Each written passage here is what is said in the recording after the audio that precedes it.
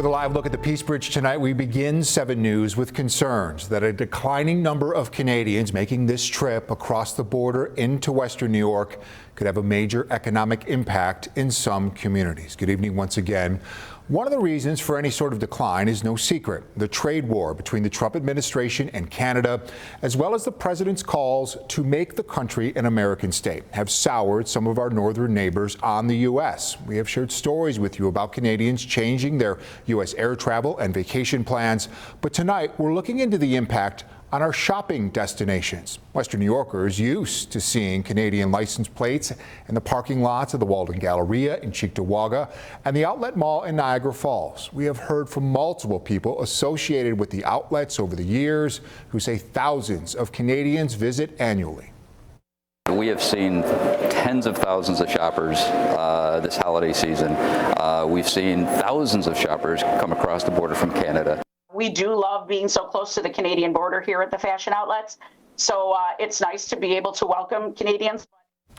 So what could happen to these shopping centers and the surrounding areas if this customer base dries up? 7 News reporter Derek Hyde giving voice to town leadership in both communities who say they're already noticing a drop in Canadian traffic. Canadian flags sit at the entrances of both the Walden Galleria and the fashion outlets of Niagara Falls. We've seen such a decline in the Canadian shoppers. It's frustrating, quite frankly. Following the Trump administration's tariffs, talks of making Canada a state, and plenty more, Canadian shoppers seem to be looking elsewhere. Cars traveling to the U.S. are very down. Compared to 2024, 35,000 fewer cars went across the Peace Bridge in Buffalo this February and March, and another 30,000 fewer cars crossed the Rainbow Bridge in Niagara Falls over the same time period, leading Erie County Executive Mark Poloncarz to tell a Bloomberg reporter the county's initial sales tax receipts have slipped 7% through mid-February, a $4.9 million reduction in revenue. And in Niagara County, January and February sales tax revenue is down an estimated 1%. Some of the largest sales tax collectors in those counties, the shopping malls. The Galleria Mall, from the moment it was built until today, has been one of the largest taxpayers in the town. The Outlet Mall to the town of Niagara is the heart of the town. For all of Niagara County, it provides the majority of sales tax revenue. And how would a dip in attendance at a place like the Galleria affect the town?